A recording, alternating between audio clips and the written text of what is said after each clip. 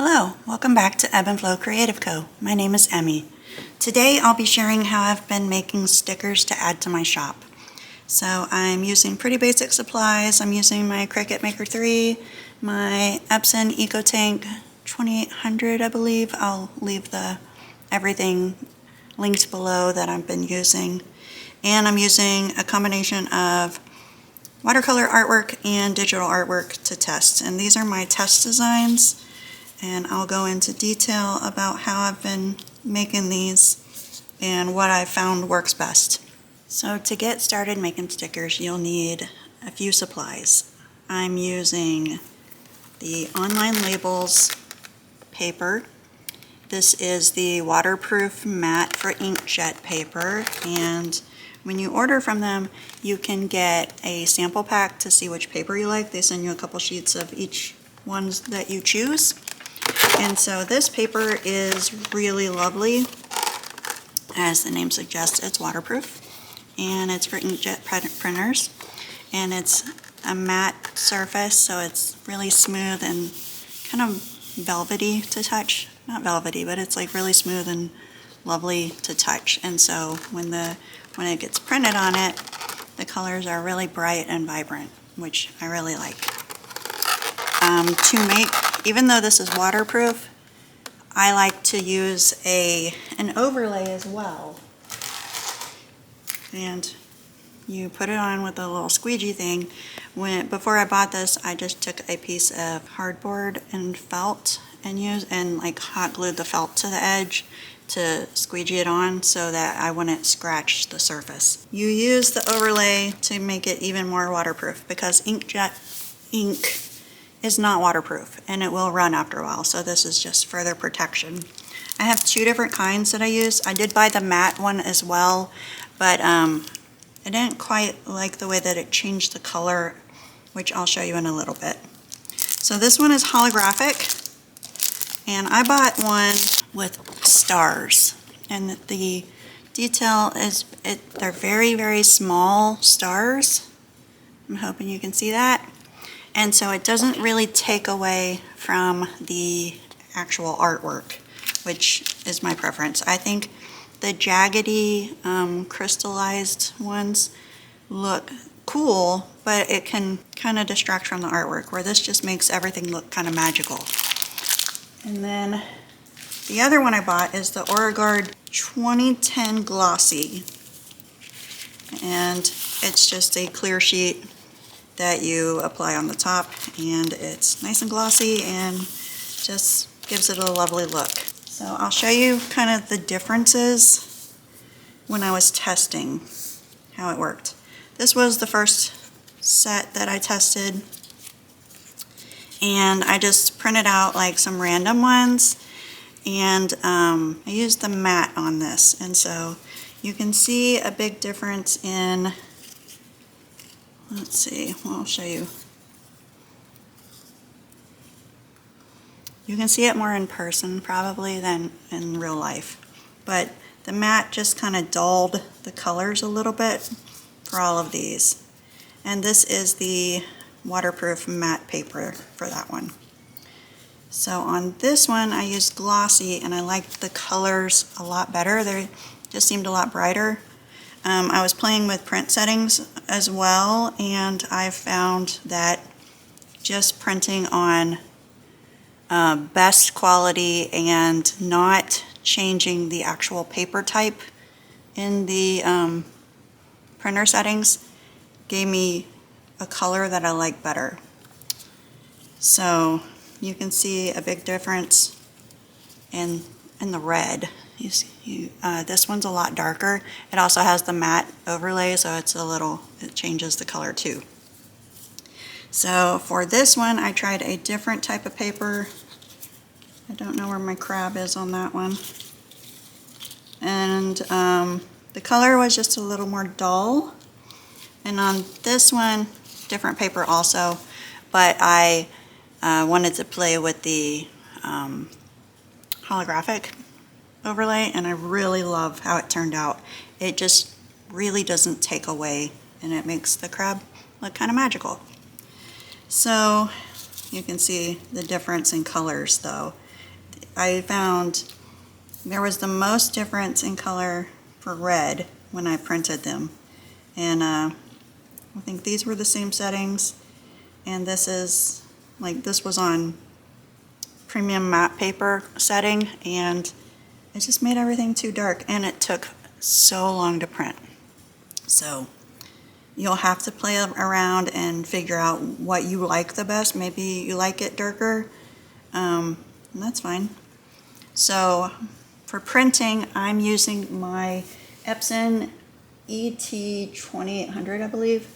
It's an EcoTank. It's not top of the line printer at all, but it's an EcoTank, so the ink is really affordable. I've only had to replace it once so far, and it lasts forever.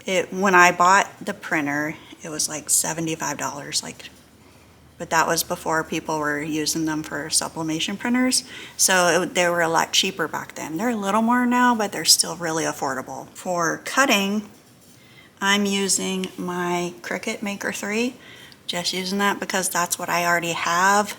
I don't necessarily recommend it. I don't really love the software on it. It has to be updated constantly, and they're constantly trying to shove AI down your throat. Like everything I upload, they're like, here's an AI version of what you just uploaded, and I don't love that. So if I had to start over, I would probably try the Caesar machine, just because it seems a little more straightforward and seems a little sturdier of a machine. The other thing I would suggest, no matter what kind of machine, get extra blades and maybe extra mats. And I'm using the lightweight mat, the lighter sticky mat, because it will peel away easier.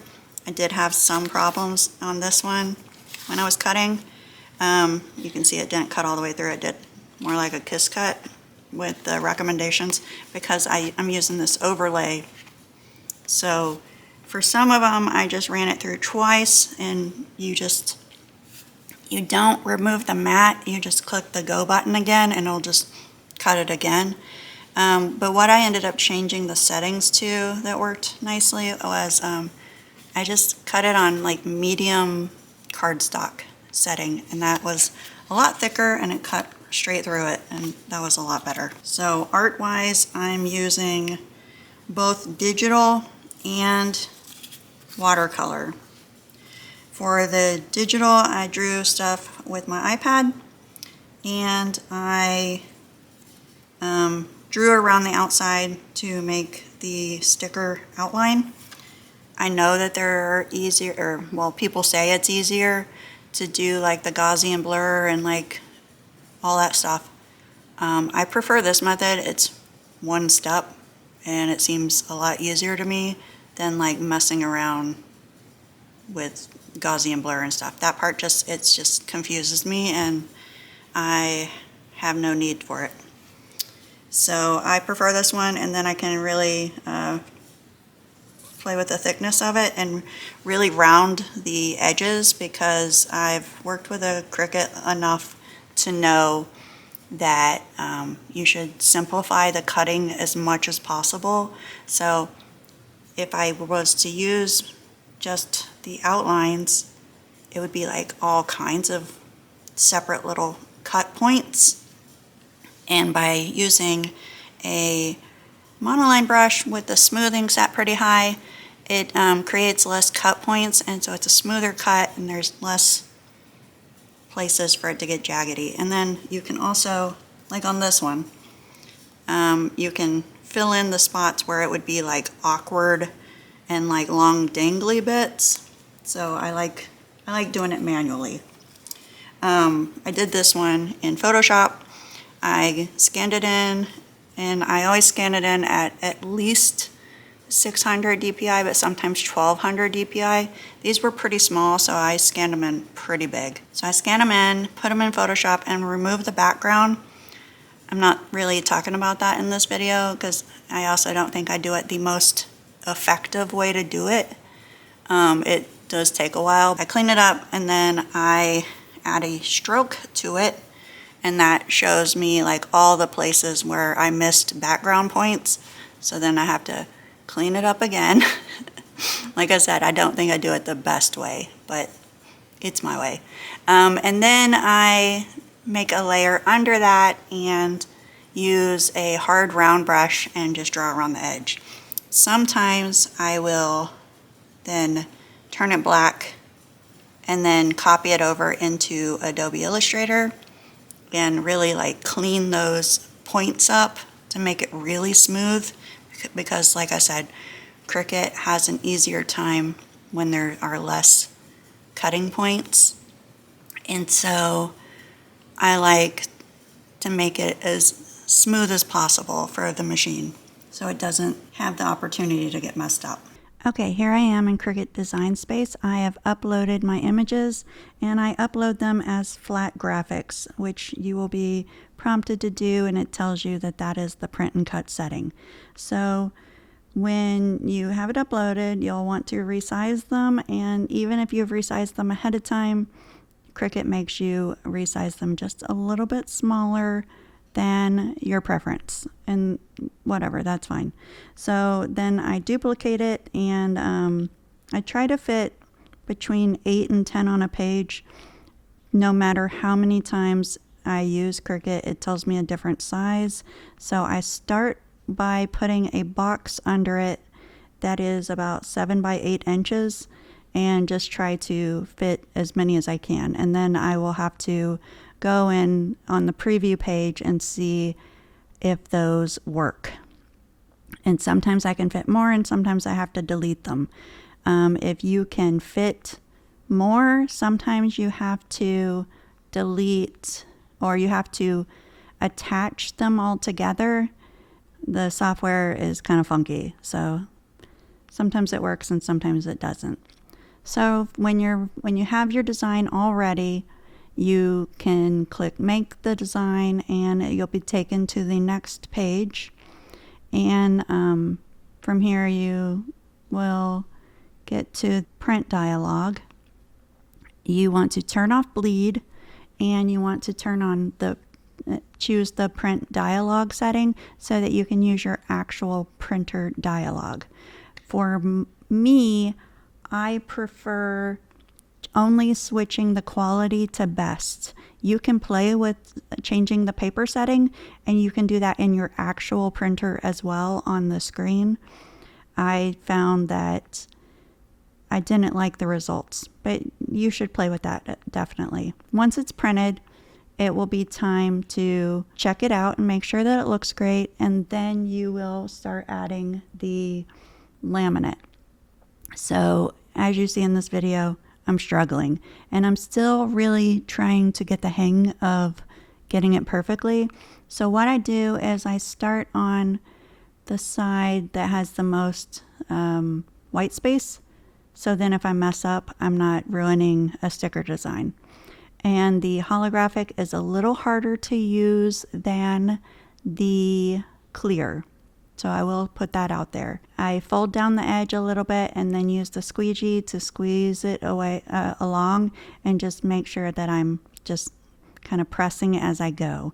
And if there's a bubble, sometimes you can get it out, but sometimes you just have a ruined sticker, you know, like a B grade sticker, and that's fine too, you know. Like you can fit anywhere between 8 to 10 on a page, so like if you lose one, it's not a huge deal. So from there, you're going to load it onto your Cricut mat. I like to use the lightweight, the blue mat, because it's easier to peel away. So you're going to load it in. You're going to choose your material setting, and I like the cardstock setting, and I like to turn it on from the default to extra pressure, the more pressure. You will load the mat and cut it. Before you peel that mat or remove the mat, before you unload it, you're going to peel it up a little bit and make sure that it is cut all the way. And if it doesn't, press that little triangle go button again and send it right back through. When it's done and cut all the way through, You want to peel the mat away from the sticker paper and it'll pop right off, as I'm showing in the video. And that's how I make stickers. I hope you enjoyed this video. Thank you so much for watching. Bye!